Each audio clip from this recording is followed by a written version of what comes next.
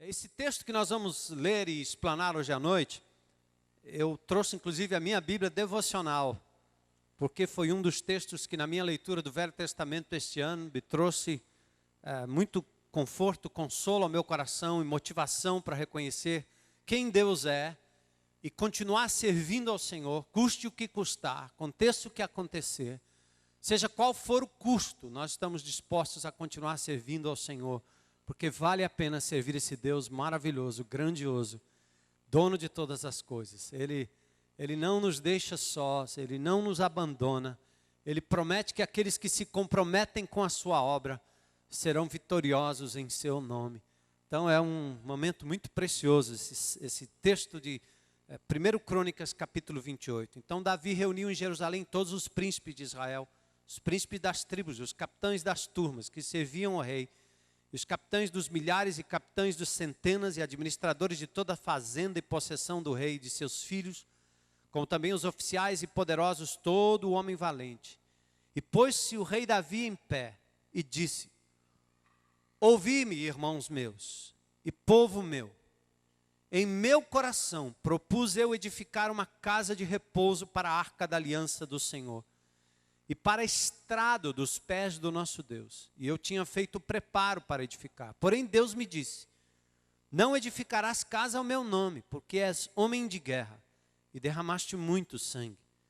E o Senhor Deus de Israel escolheu-me de toda a casa de meu pai, para que eternamente fosse rei sobre Israel, porque a Judá escolheu por soberano, e a casa de meu pai na casa de Judá. Entre os filhos de meu pai se agradou de mim, para me fazer reinar sobre Israel. De todos os meus filhos, porque muitos filhos me deu o Senhor, escolheu ele o meu filho Salomão, para se assentar no trono do reino do Senhor sobre Israel.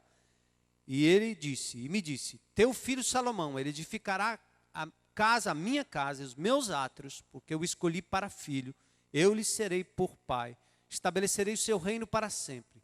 Se perseverar em cumprir os meus mandamentos e os meus juízos, como até o dia de hoje.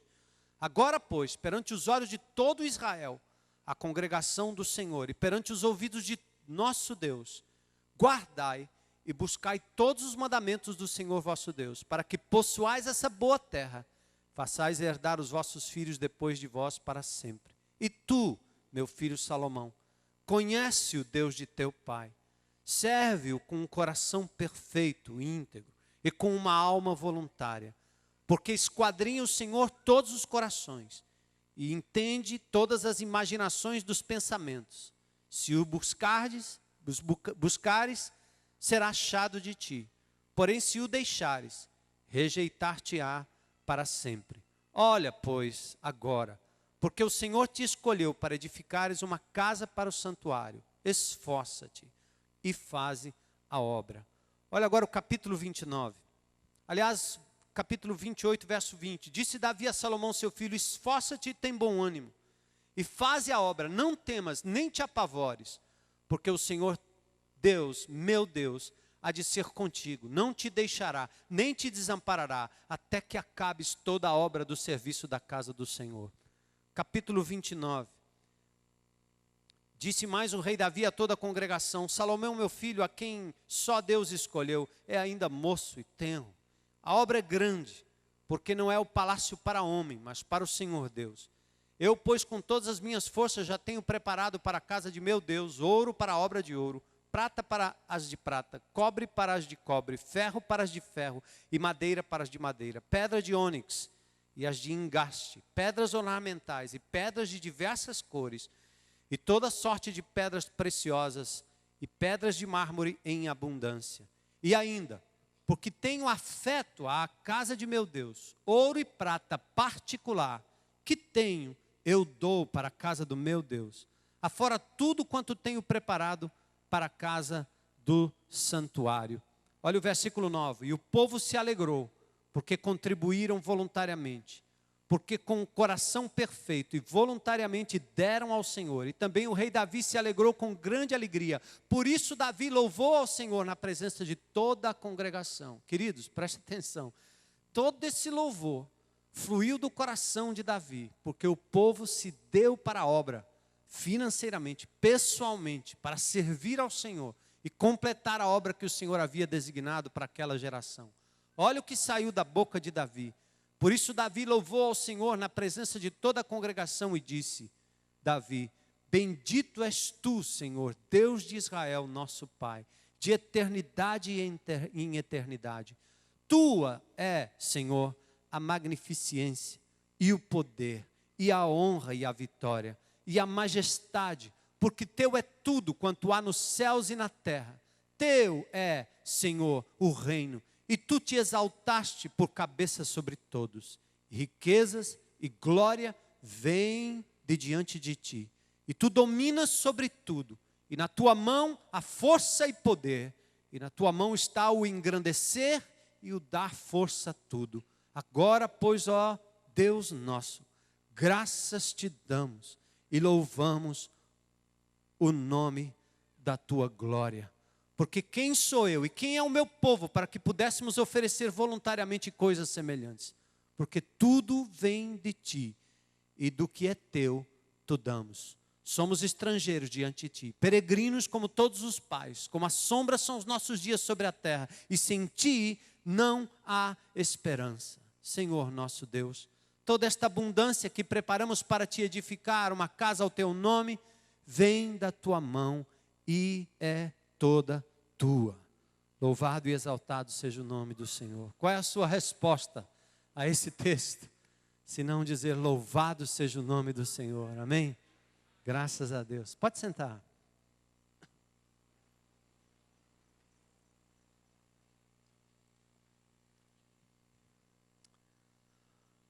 Esse texto ele seria bem interessante antes do momento da oferta, né?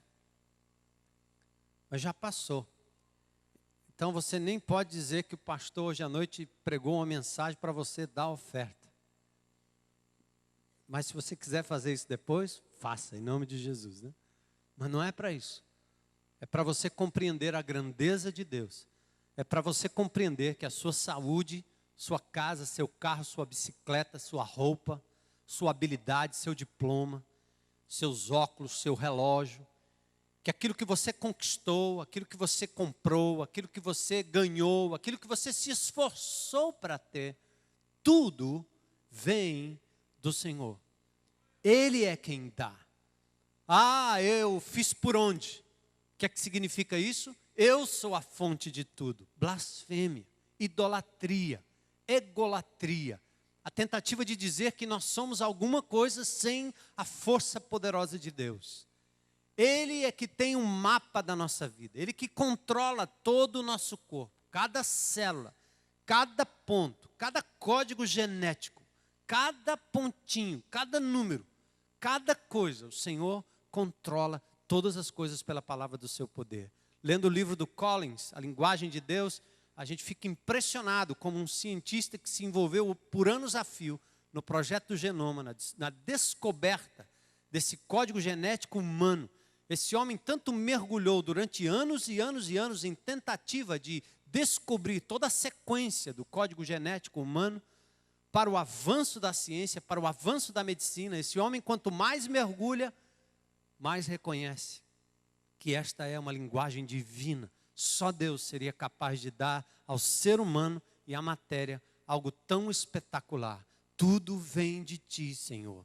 Os grandes cientistas que estudam este universo, que falam até na possibilidade de outras terras, de outros planetas, de outras galáxias, olha, eles também acreditam, pensam, imaginam, cogitam que alguém, além de nós mesmos, começou tudo isso.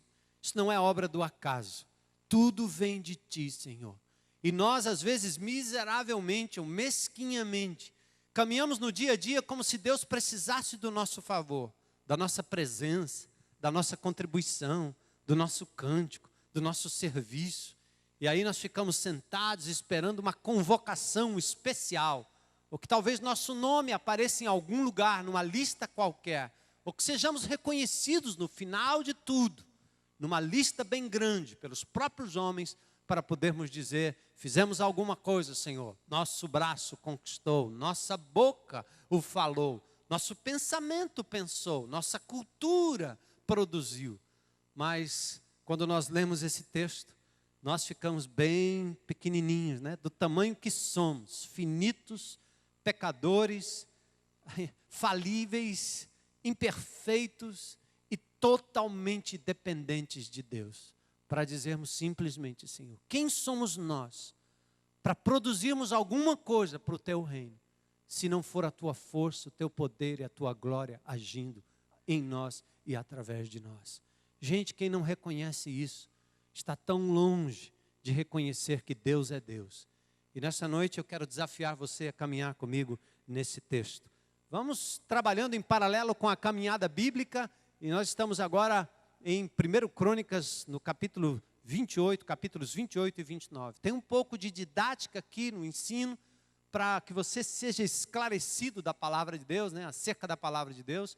Eu tremo de pensar que nós, como crentes em Cristo, um dia poderíamos abandonar o estudo da Bíblia e nos tornarmos como esta multidão que nós vimos hoje, lá pelo sul do Brasil, correndo atrás de um homem, atrás de uma cortina de proteção e cantando louvores a uma deusa que não é deusa. É uma mulher amada da Bíblia, que não tem nenhuma prerrogativa de salvar, nem de mediar coisa nenhuma, porque a Bíblia não deu essa autoridade. Mas quando o homem não abre a Escritura, ele fica totalmente cego e é guiado por aqueles que, de uma forma maliciosa, mercadológica, consumista, populista, continuam levando multidões para as trevas, para que no final da vida deem uma extrema unção e diga que o Senhor te receba, sem nenhuma certeza do destino eterno dessas almas que sem Jesus vão perecer na eternidade das trevas. A coisa mais triste que será para um ser humano é viver sem Cristo na eternidade. Tendo nós a oportunidade de pregarmos o Jesus vivo da Bíblia, nós só o faremos se conhecermos a palavra de Deus, porque ela, a palavra, testifica de Jesus e desse Deus maravilhoso a quem nós adoramos, servimos, amamos e confiamos nele para a nossa salvação eterna. Povo de Deus, aprenda a Bíblia, erga a Bíblia, fale sobre a Bíblia, invista na palavra de Deus e no conhecimento da Bíblia. Não há escape para nós, não há escape se nós não nos atentarmos, se nós não nos dedicarmos ao estudo meticuloso da palavra de Deus. A caminhada bíblica foi para isso, requer sacrifício de todos nós. Muitos já sucumbiram pelo caminho.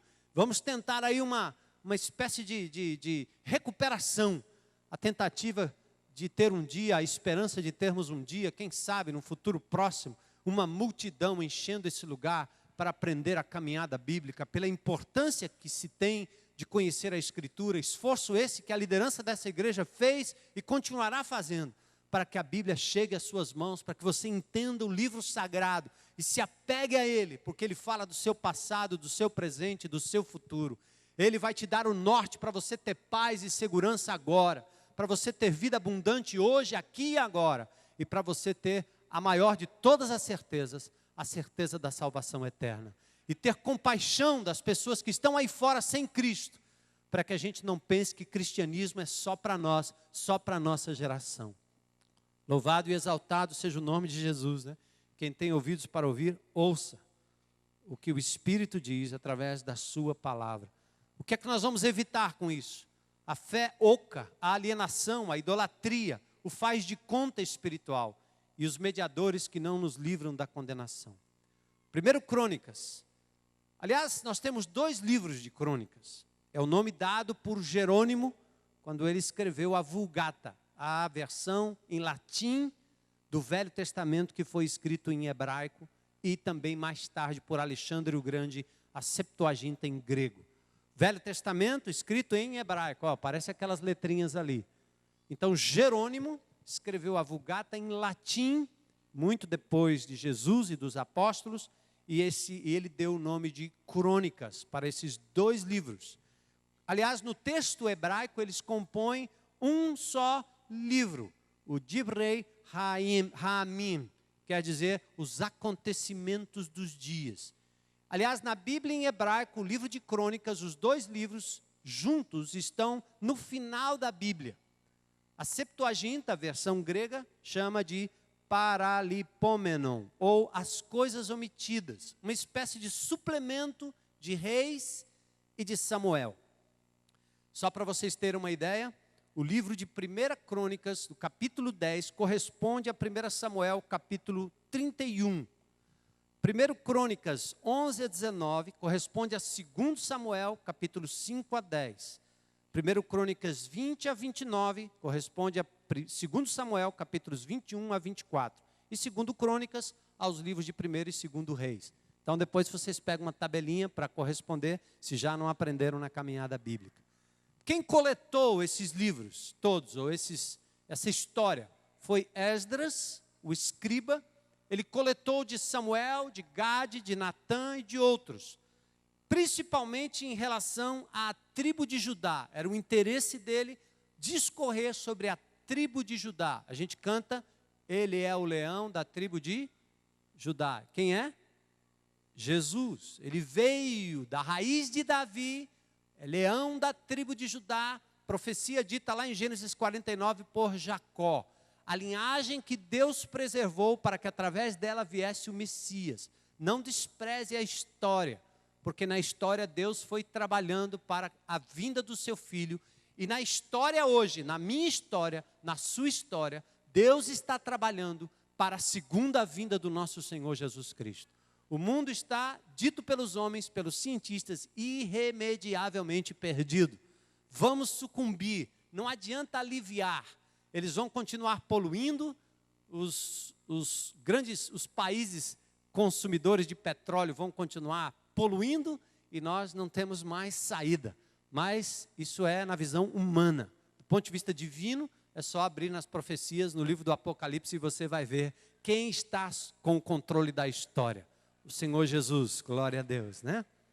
Então, Esdras coleta uma série de informações para motivar o povo de Israel, porque o exílio trouxe ao povo apatia e desespero, para um povo que não conseguia mais acreditar na restauração do país. Esdras relembra a história, mostra que Deus é o Senhor da história. O exílio é fruto do pecado. Assim como a restauração será o fruto da obediência e da sincera adoração a Deus. Presta atenção nesse princípio. O pecado traz apatia para a sua vida. Você se afasta de Deus e logo você fica morno, apático, infrutífero, seco espiritualmente. Seus olhos já não lacrimejam mais. Sua misericórdia já passa por pessoas caídas e você não dá a mínima mais, você não se importa em falar de Jesus, você vai se afastando da Bíblia e o pecado vai tomando conta e também te afastando da Bíblia, da palavra, do Senhor, da palavra. Mas à medida que você se arrepende e busca o Senhor, a restauração começa de novo na sua vida. O livro começa com uma retrospectiva do remanescente. Adão, Noé, Sem, Abraão, Jacó, Judá, Davi, Salomão e Levi. Davi é o personagem principal. E apesar de repetir os fatos de 2 Samuel, cujo enfoque ali é político e econômico em 2 Samuel, aqui, meus amados, em 1 Crônicas, nós temos um enfoque espiritual da vida do rei Davi. É a vida devocional de Davi. A liturgia, os louvores, a gratidão, as oferendas, é todo o movimento do povo de Deus que vem para adorar, que se prepara para construir um lugar onde a glória de Deus se manifestaria no meio do seu povo.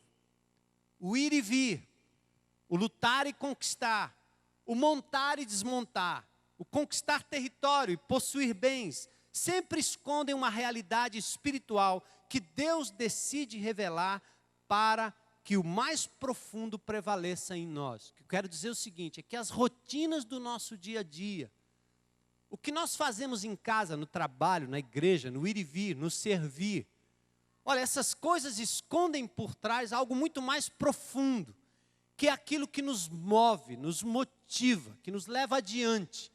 E se você não tem esse mais profundo, que é a intimidade com Deus, olha, você não vai muito longe.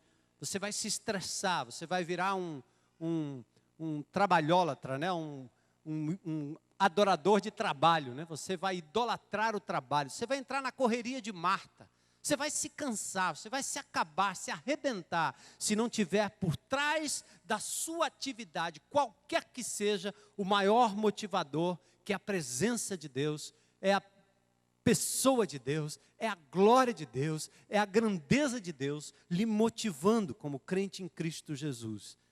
Olha, Deus, nesse texto, decide revelar o que está por trás dessa vida de intimidade e adoração, o que está por trás dessa construção fantástica do templo. 1 Crônicas pode ser dividido em duas partes. As genealogias, do capítulo 1 ao capítulo 9. Você vai ler e diz, aquela parte é a parte chata, que eu passo bem rapidinho, né? E tudo bem. Capítulos 1 a capítulo 9. Depois a história de Davi, do capítulo 10 ao capítulo 29. Aí tem tanto coração. Você sai um pouco do âmbito da razão em si. A partir do capítulo 10 até o capítulo 29 tem um contexto. Olha a história. A morte de Saul, o início do reinado de Davi, que reinou 40 anos. Os exércitos de Davi. Davi, a arca e o culto, nos capítulos 13 a 16. A aliança do Senhor com Davi, ou seja, o concerto, o pacto, o pecado do censo, ou seja, quando Davi quis saber quantas pessoas tinham, você quer se mostrar poderoso? Pode parar. E Deus condenou aquilo ali. Do capítulo 22 em diante, nós temos a preparação para a construção do templo. Deus deu a Moisés o modelo do tabernáculo. Mas quando eles chegassem na terra, agora eles iriam construir um templo. O templo de Salomão, que depois foi destruído e depois reedificado por Herodes o Grande e finalmente destruído no ano 70.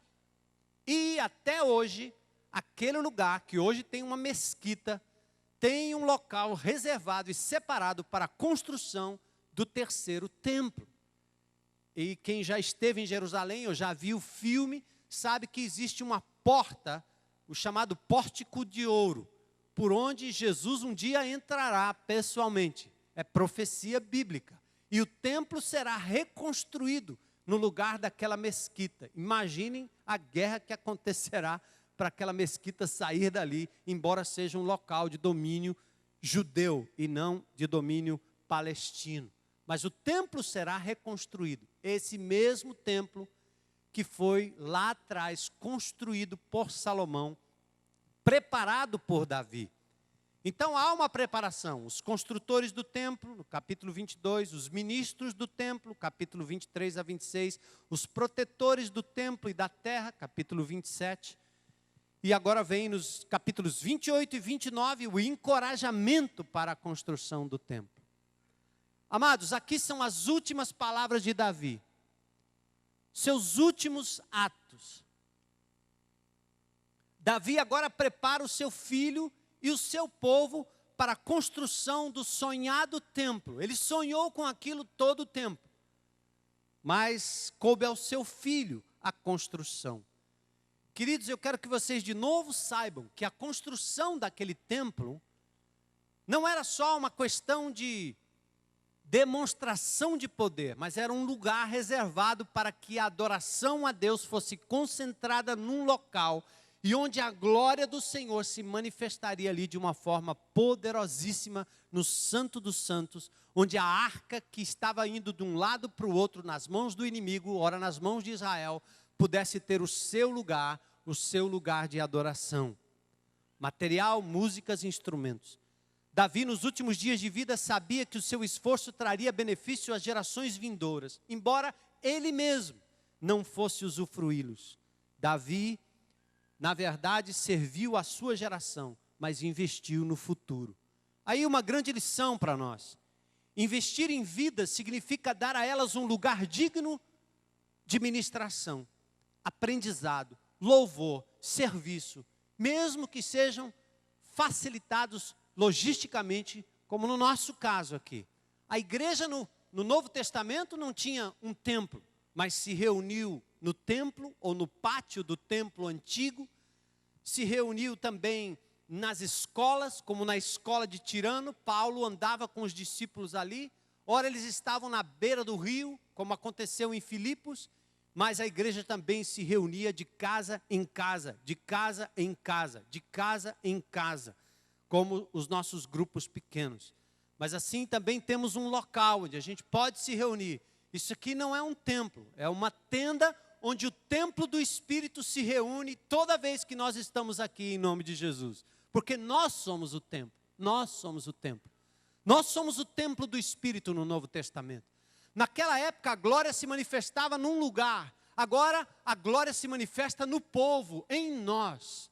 Por isso nós não precisamos de uma identidade templo, nem santuário. Isso aqui não é um templo, isso aqui não é um santuário, isso aqui é uma coberta que facilita para o povo de Deus não ficar no relento nem no tempo. E quando nós nos reunimos aqui, o Espírito de Deus se manifesta e aqui está o corpo de Cristo vivo, a sua igreja, e o seu Espírito e a sua glória se manifesta aqui neste lugar. Amém? A lição que nós temos de Davi aqui, que serve para mim, serve para vocês, amados, é que nós temos que nos esforçar para investir a nossa vida, investirmos nossos esforços, nossa vida, nosso serviço, não em função de nós mesmos, mas em função das vindouras gerações. Se nós formos fiéis, a igreja em Fortaleza continuará tendo uma história de vitória.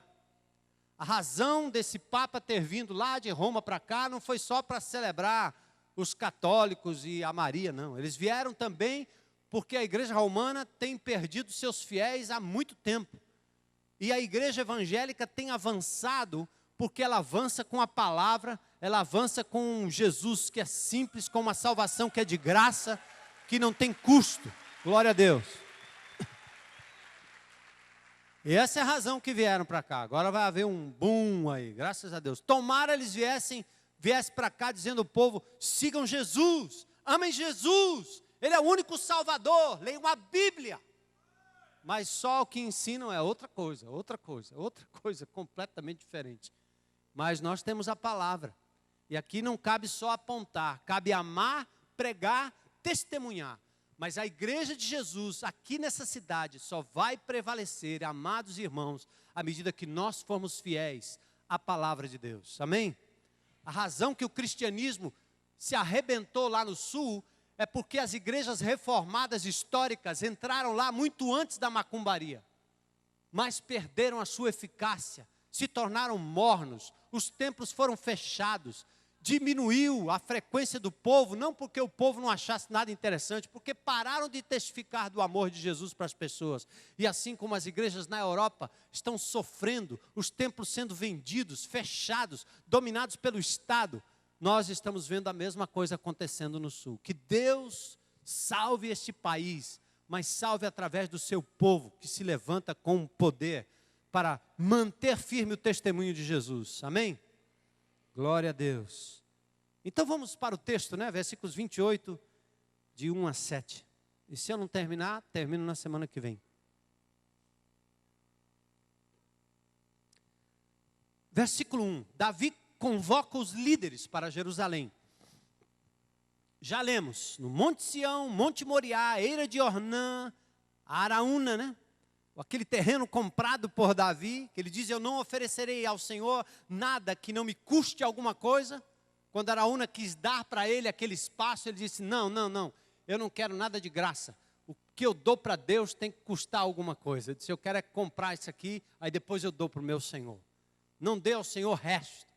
Não dê brinquedo quebrado, nem brinquedo sujo, nem roupa suja. Não dê ao Senhor resto. Dê ao Senhor o melhor. Ele merece o melhor. Você dá a Deus e as criancinhas recebem, os irmãos carentes recebem, mas recebe o melhor de nós. Amém, amados? Amém. Pega o melhor que você tem, engraxa, limpa e diz, puxa, como eu gostaria de usar. Pois é esse que eu vou dar, tá certo? Faça assim. Não dê aquele negócio aí, vai dar dia das crianças, vai lá, cata todos os brinquedos desmunhecados, boneca sem braço, sem cabeça. Vamos dar para a igreja, pobrezinho, ele não tem nada mesmo, não vai nem sentir.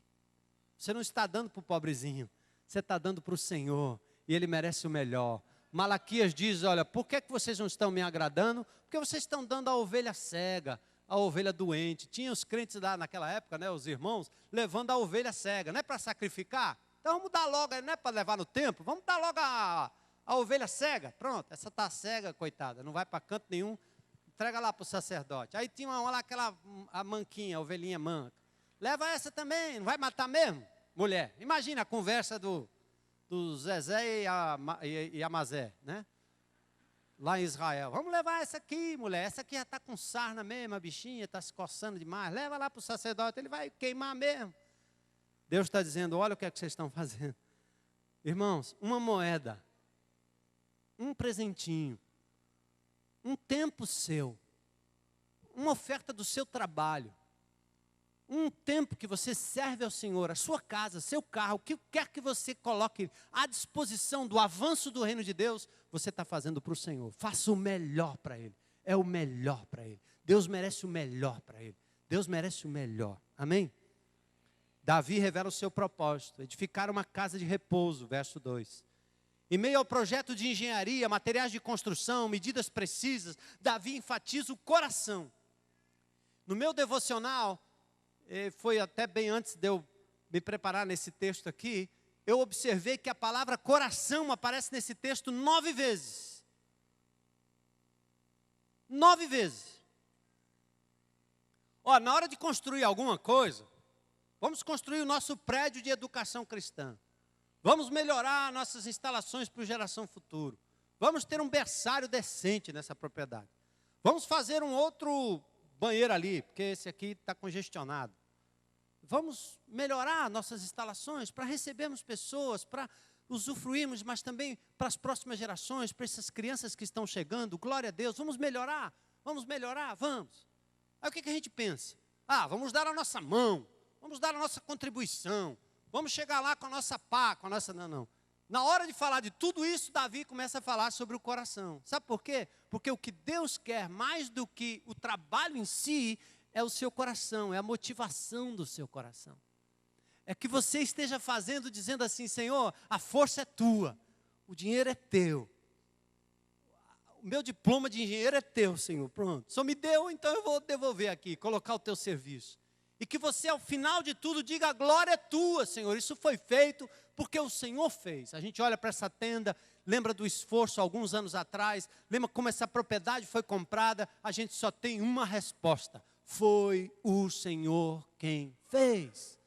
Usou você, sim. Um dia nós tiramos uma oferta lá no 7 de setembro. Se a gente fizesse isso hoje, acho que o Marcola ia aparecer aqui, né, para levar a gente embora.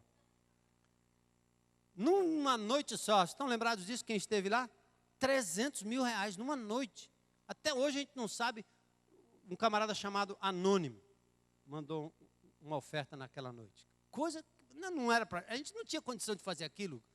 Deus fez, o Senhor fez. Mas foi também a moedinha, foi também o patinete, a bicicleta, né? Tudo aquilo que contribuiu para o trabalho de Deus. Coração, coração. Se você quer anotar aí, eu vou dizer bem rapidinho. 28, verso 2. 28, verso 2. Olha aí. Meu coração, em meu coração eu propus. 28, verso 9. 2 vezes. Conhece, ó Deus, e serve com um coração perfeito, uma alma voluntária, né? Se de coração, o Senhor de todos os corações, o Senhor esquadrinha os corações. Olha que interessante. Capítulo 29, verso 9 também. Olha que interessante. O povo se alegrou porque contribuíram voluntariamente, porque com coração perfeito, íntegro, né? Totalmente voluntário. Verso 17 do capítulo 29. Bem sei, ó Deus, que tu provas os corações, da sinceridade te agrada. Eu também na sinceridade do meu coração. Olha que coisa. Verso 18, 2 vezes de novo. O Senhor conserva isto para sempre no intento dos pensamentos do coração do teu povo. Encaminha o seu coração para ti, Senhor. É o coração, é o coração. Dá-me um coração igual ao teu, Senhor. Na grande verdade é que Deus tem que trabalhar numa área, numa zona que ninguém vê, num lugar onde não se mostra. Eu tenho dito para pastores e líderes nessas minhas saídas, que ser íntegro não é o que você mostra para a congregação. A minha mulher sabe coisas de mim que vocês não sabem. Mas meu Deus sabe coisas de mim que a minha mulher não sabe. Então há um nível de integridade em que eu pareço ser para muita gente o que talvez eu não seja. Talvez eu pareça para minha mulher ser muita coisa que eu não sou. Mas diante de Deus que esquadrinha o meu coração, eu não tenho como fugir. Eu sou quem eu sou na presença do Senhor. E é ali que eu tenho que andar com integridade. Eu não tenho que procurar agradar nem A, nem B, nem C. Eu não tenho que viver para A, para B, para C. Eu não tenho que procurar viver em função de homens, nem para a glória de homens, nem para a minha própria glória. Mas eu tenho que ficar em pé ou cair diante do meu Senhor, porque Ele esquadrinha o meu coração. Então, no meio de toda essa obra, o que é que vale? É o seu coração. Por que razão você está fazendo isso? Eu estava com um amigo nesses dias, aliás, ontem, e ele me falou, olha, eu tenho assim, me perguntou sobre a igreja e tal, né? A pessoa não é evangélica. Eu disse, eu tenho uma funcionária lá que ela é obrigada a dar o dízimo de tudo. Isso me deixa chateado. Eu disse, é verdade. Também me deixaria se ela fosse obrigada mesmo. Mas a igreja obriga. Eu disse, então está errado. Porque não é assim. Não é por obrigação. É voluntariamente. É uma coisa feita de coração. Quando você dá um presente para alguém que é muito, o cara diz assim, rapaz, não, isso aí não, essa é muita coisa. Você diz, eu estou dando de coração, rapaz. Receba. Mas você não me pode dar essa sua camisa é bonita, é nova, mas eu estou dando de coração, é de coração. Tem gente que fala que é de coração quando dá um pouquinho, né? Ele dá um palito e diz, receba um palito, é só um palito, mas é de coração. Mas você podia dar a caixa toda, né, meu? Aí ele usa essa palavra de coração para dizer, rapaz, receba aí esse palito aí. O cara pode dar uma caixa de fósforo todinho, ele dá o palito e diz que é de coração. Não, de coração tem que ser o contrário, né? É você dizer assim, eu estou te dando o meu melhor, eu quero que você saiba que isso é de coração, porque você merece o melhor. Deus, eu te dou minha vida, meu tempo, meu esforço, meu horário. Eu abro mão do meu futebol, eu abro mão do que for, porque eu faço isso de coração. De coração. Deus conhece o meu coração e o seu coração. Então é interessante, né, que em meio a tantas construções, o que vale é a integridade do coração.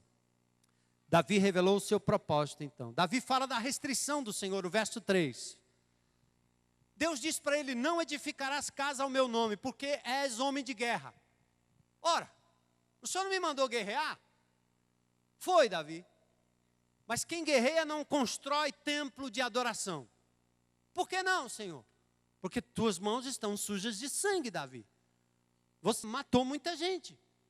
Mas o Senhor não mandou? Sim, eu mandei você tirar o inimigo da frente. E te usei como meu instrumento para punir nações idólatras. Mas você tem uma restrição, Davi. Você pode fazer até um tanto. Depois, a função é para outro, não é para você. É o teu filho, Salomão, homem de paz, não um homem de guerra como Davi. Difícil entender, né, essas cogitações de Deus, né? Restrições que o levaram ao preparo da construção, mas não à construção propriamente dita. São critérios divinos que às vezes nos desqualificam para uma obra, mas não para outra. São limitações que Deus coloca no nosso coração, na nossa vida, que nós não entendemos. Por isso, Ele é soberano, Ele é soberano, Ele é soberano. Soberano significa Ele faz como Ele quer. E eu obedeço, e às vezes não entendo, mas eu adoro e agradeço, meu Senhor. Eu tenho recebido nesses encontros de pastores e nessas saídas, muitas perguntas sobre pastores que hoje têm 1, 2, 3, 4, 5, 6, 7, 8 mulheres. Talvez não de uma vez, mas uma sequência de casamentos que se arrebentam, de filhos que são totalmente infiéis e que estão longe de Deus. E eles dizem, mas será que não pode continuar no ministério? A igreja perdoou. Eu digo, eu não sei, eu gostaria de ter outra posição no meu coração, mas eu não posso, porque a Bíblia diz que o pastor tem que ser marido de uma só mulher, e que ele tem que ter filhos crentes e fiéis. Quantas vezes na minha caminhada, hoje eu já passei do outro lado, graças a Deus posso respirar aliviado. Agora é problema do Vladson e do Daniel, não é mais meu. Mas quantas vezes eu cheguei para a liderança dessa igreja aqui, para colocar o meu cargo à disposição, porque eu não tinha certeza se minhas filhas de fato permaneceriam na fé, ou até se eram convertidas ou não. Midian, Elissa fizeram decisão com uma com 11 anos, outra com, sei lá, 9, 10 anos de idade. Embora você ensine em casa aos pequeninos a oração, ó que bonitinho, em nome de Jesus, você ensina tudo isso, mas não vem com essa ideia de que filho de crente, filho de peixe é peixinho, filho de crente é o quê? Não, crentinho, não. Cuidado com essa. Não tem hereditariedade na fé, não. Você dá cobertura espiritual aos seus filhos, mas eles têm que tomar a decisão. Você vai ser o exemplo, você vai ensinar na palavra de Deus, você vai conduzi-los à comunidade, você vai integrá-los à comunidade, vai ensinar a Bíblia, vai colocar na geração futuro, vai investir tempo para que ele conheça o Senhor, mas ele tem que tomar a decisão. Quantas vezes eu disse isso aqui? Que se uma das minhas filhas resolvesse negar a fé, como aconteceu, uma das minhas filhas que estava estudando fora, ligou para mim dizendo, papai, eu estou aqui com uma crise de fé. Eu me tremi todo. Se agora? Aí eu disse, eu sou capaz de abandonar o ministério para resgatar a minha filha, até que ela volte aos pés de Jesus, eu não sou digno de estar aqui nesse púlpito e muito menos sendo autoridade sobre esse rebanho, autoridade espiritual sobre esse rebanho. Minha mulher, nos momentos de maior crise, era muito simples para mim dizer para o staff, para os outros pastores, eu não estou indo pregar hoje à noite, porque eu estou com dificuldades com a minha esposa, e ela é mais importante do que o meu ministério. E se ela não estiver bem, meu ministério não vai estar bem, eu não posso estar bem diante do meu Senhor. Esta igreja precisa de integridade e dignidade pastoral, para que ela vença as armadilhas do diabo e continue avançando sobre Fortaleza, para a glória de Deus.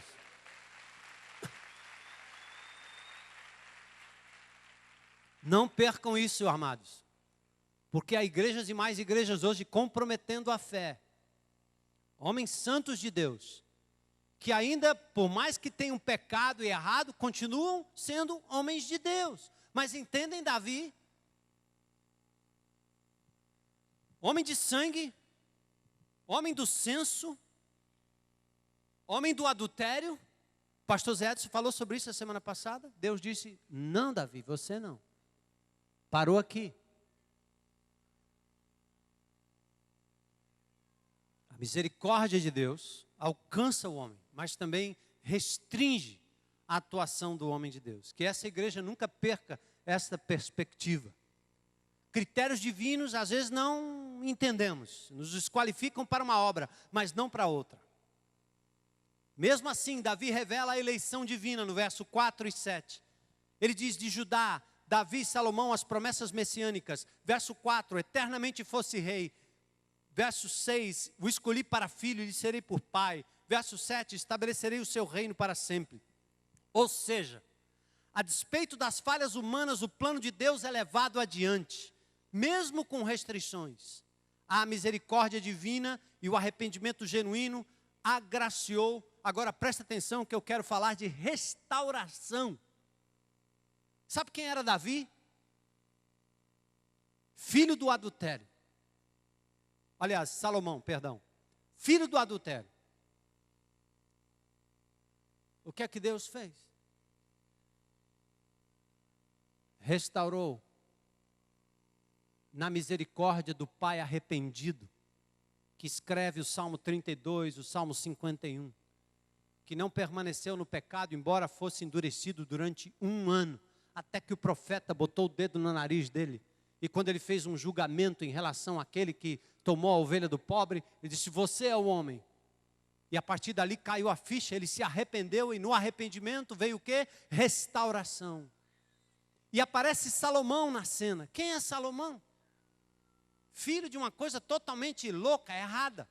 Mas olha a misericórdia de Deus, que usa Raabe, a prostituta, para ser a mulher da linhagem do Messias.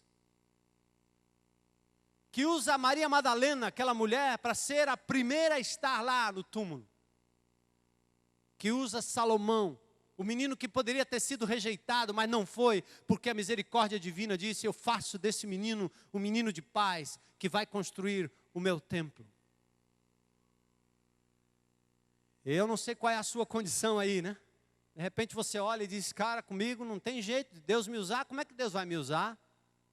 tá, ele restringiu Davi, mas ele liberou Salomão pela sua misericórdia e diz: vem, você vai ser o meu construtor. Salomão não era o Messias, porque ele errou depois. Mas mesmo assim, Deus usou aquele homem poderosamente, enquanto ele esteve aos pés do Senhor todo o tempo.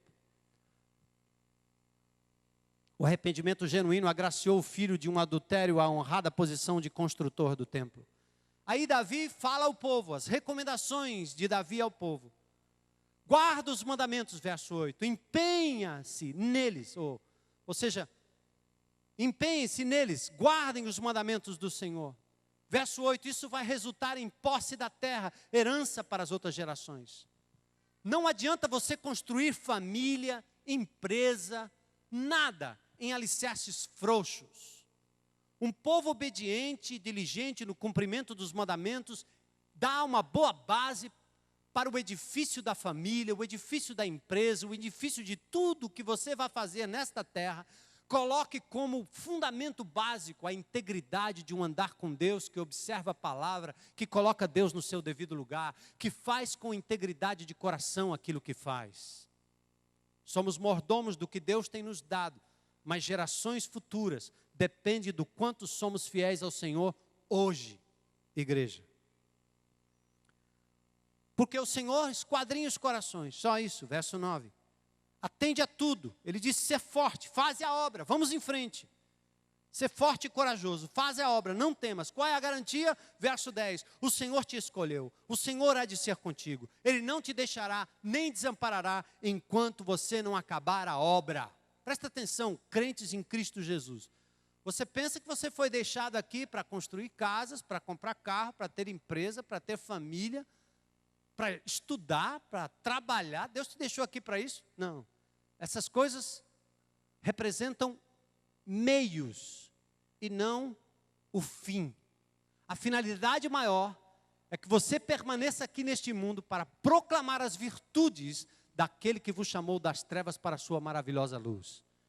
Enquanto você mantiver isso no seu foco, como propósito maior da sua vida, sabe o que Deus vai fazer? Ele vai acrescentando as outras coisas na sua vida. E Ele diz: eu vou guardar você, cuidar de você, até que a minha obra seja completada na sua vida.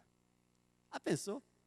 Se Deus tiver mais uns 30 para se converterem através de você, você deve pensar assim: então não vou evangelizar nenhum, porque assim Ele não me leva.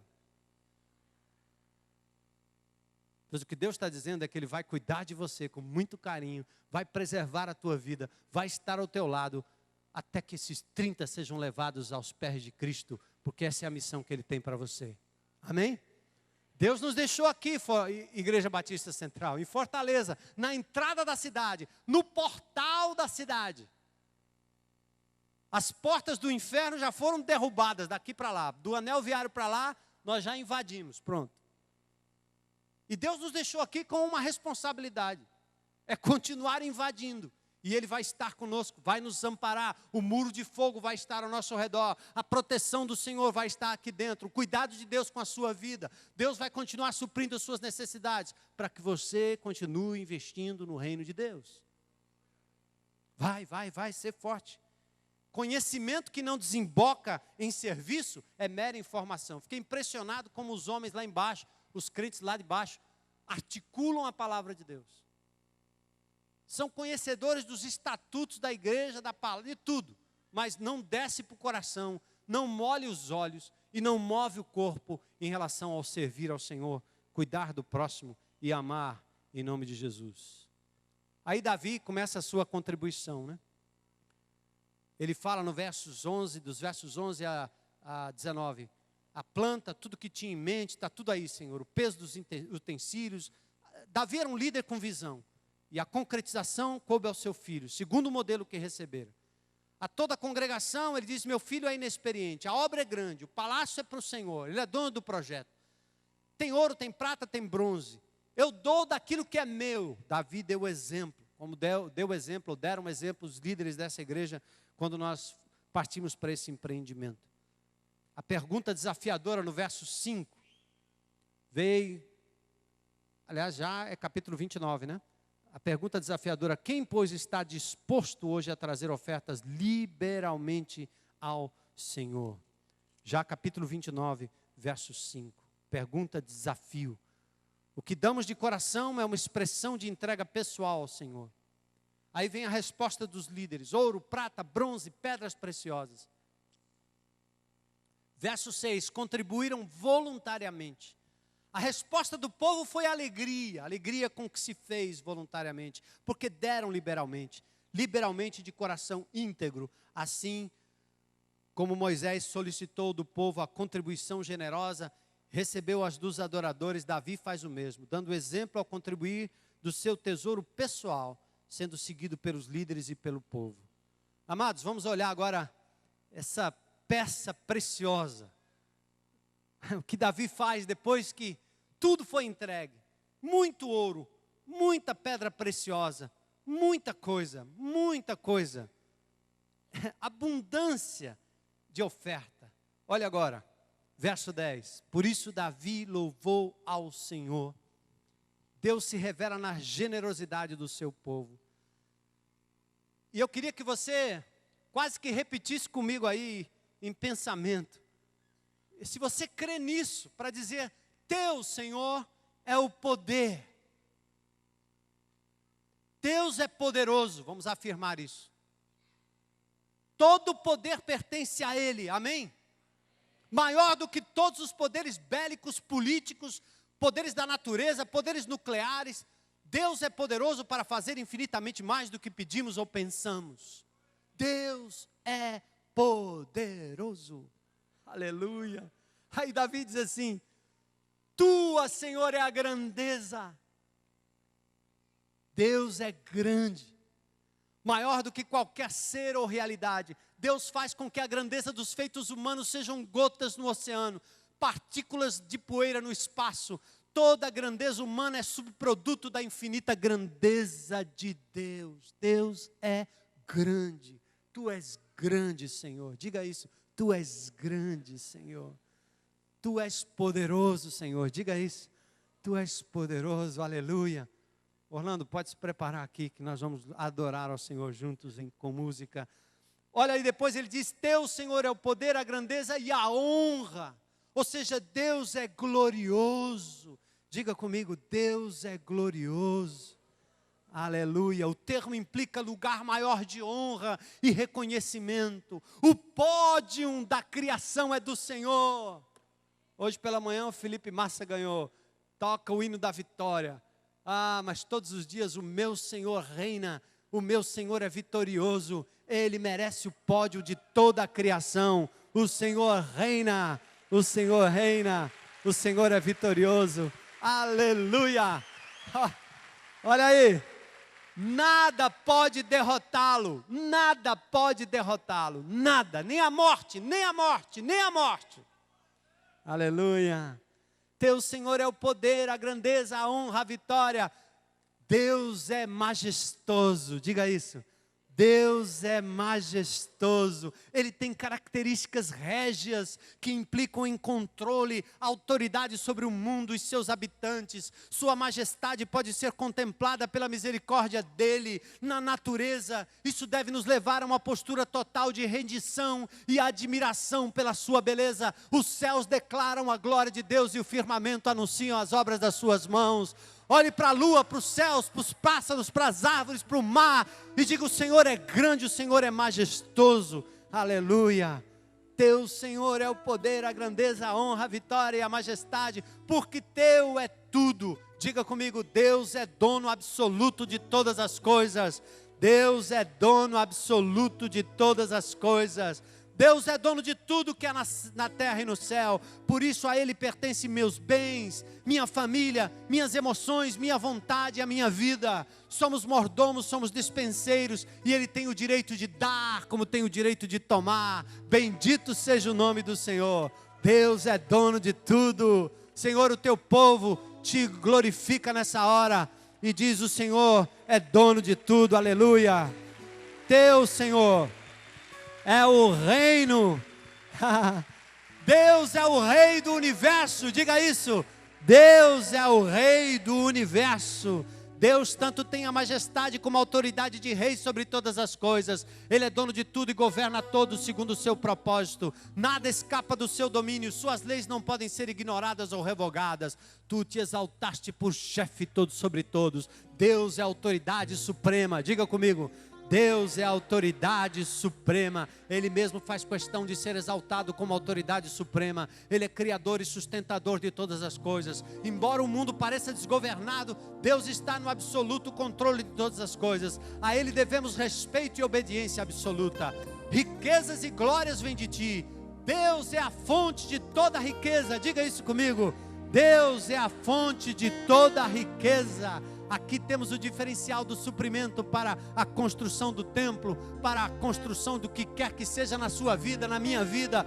Deus é a fonte de toda a riqueza. Aleluia, aleluia. Somos e seremos os mais miseráveis e pobres de todos os homens, se não reconhecemos a fonte eterna de tudo que ganhamos, ainda que por mérito do nosso trabalho ou esforço pessoal. Aí Davi diz: tu dominas sobre tudo, na tua mão há força e poder, contigo está o engrandecer e a tudo dar força. Deus é provedor, diga isso.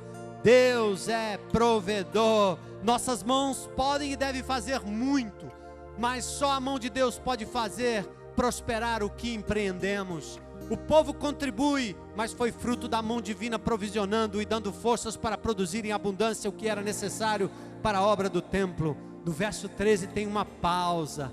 Propicia um momento de gratidão. Agora, pois, ó nosso Deus, graças te damos e louvamos o teu glorioso nome. Quem sou eu? Quem é o meu povo para que pudéssemos dar voluntariamente essas coisas? O diagnóstico é que não merecemos nada disso. Somos estranhos, peregrinos e efêmeros, mas Deus nos escolheu. Deus nos escolheu para nos usar e nos abençoar, com o privilégio de tomarmos das suas mãos o que demos como oferta ao Senhor. Tudo vem de Ti e das Tuas mãos tu damos. Deus é misericordioso. Diga isso comigo. Deus é misericordioso. Aleluia, aleluia. Davi viu um pouco além do voluntariado. Só Deus é capaz de plantar e manter no coração do seu povo essa disposição voluntária. Senhor, Deus de nossos pais, versos 18 e 19, Abraão, Isaque e Israel, conserva para sempre o coração do teu povo. Essa é a oração que eu faço hoje, Senhor, pela Igreja Batista Central de Fortaleza. Conserva para sempre no coração do teu povo essas disposições e pensamentos. Inclina-lhe, Senhor, o coração para contigo. E como fizestes com Salomão, Senhor, dá coração íntegro ao teu povo para guardar a tua palavra, os teus testemunhos e os teus estatutos, fazendo tudo para continuar edificando essa casa espiritual chamada Igreja de Jesus, que prevalecerá sobre Fortaleza, Ceará, Brasil e pelo mundo. Deus é poderoso, Deus é grande, Deus é glorioso, Deus é vitorioso, Deus é majestoso, absoluto, Rei do universo, autoridade suprema, fonte de toda riqueza e glória, provedor e misericordioso. Vamos ficar de pé. Aleluia.